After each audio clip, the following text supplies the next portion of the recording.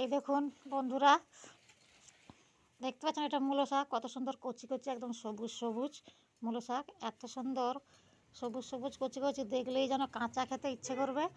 তো সবাই আমরা মূলো শাকটাকে ভাজা করেই খাই, আপনারাও নিশ্চয়ই ভাজা করে খান। তো আজকে আমি এটাকে নতুন রেসিপি করব মূলো শাকের। রোজ রোজ ভাজা খেতে ভালো লাগে না। আমাদের চাষের মূলো শাক মাঠে হয়েছিল, পুরো আজকে মাঠ থেকে তাজা মূলো শাক তুলে নিয়ে আসা হয়েছে, বাজার থেকে কেনাও নয়। তো এটা আজকে নতুন রেসিপি করে দেখাবো, আপনারা দেখতে থাকুন। এই দেখুন শাকগুলো একটু ছোট্ট ছোট্ট করে কুচাবেন, দিলে খেতেও ভালো লাগবে, জিনিসটা দেখতেও ভালো লাগবে। একটা কথায় বলে না, তরকারি যেমন আপনি রান্নাটা দেখতে খেতে ভালো লাগুক না লাগুক, যেন দেখতেই ভালো লাগে। হ্যাঁ, তাই ছোট্ট ছোট্ট করে কাটবেন, দেখতে ভালো লাগবে, খেতেও ভালো লাগবে, টেস্টি হবে।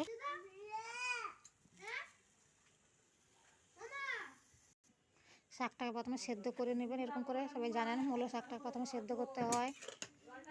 তাই আমি প্রথম থেকে, যারা জানে না আমি প্রথম থেকেই সব দেখাচ্ছি, যতটা পাচ্ছি ততটাই দেখাচ্ছি আমি তোমাদেরকে। এই দেখুন শাকটা সিদ্ধ হয়ে গেছে।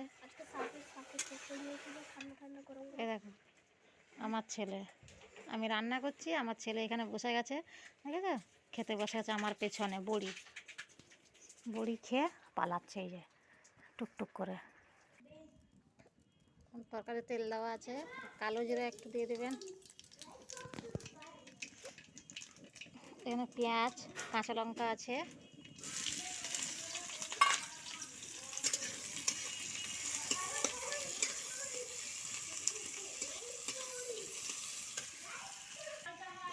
পেঁয়াজটা একটু মরে গেছে।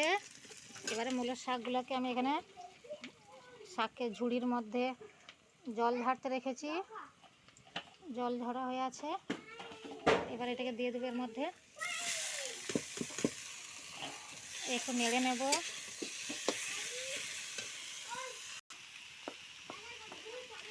দেখুন আমি তিল বেটে রেখেছি, তিল বাটা দিয়ে দিচ্ছি এতে। রোজ রোজ আমরা শাক ভাজা খাই, তাই আজকে আমি একটু তিল পোস্ত করে, তিল দিয়ে শাক পোস্ত করব।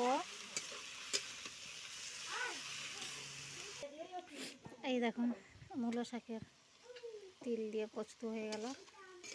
আপনারা এরকম রান্না করে দেখবেন, আপনারা এরকম রান্না করে খেয়ে দেখবেন, খুব সুন্দর লাগে খেতে, খুবই টেস্টি লাগে খেতে, খুবই টেস্টি খেতে লাগে। তো আপনারা কে কে দেখেছেন, কেমন লেগেছে, একটু লাইক কেমন করবেন প্লিজ।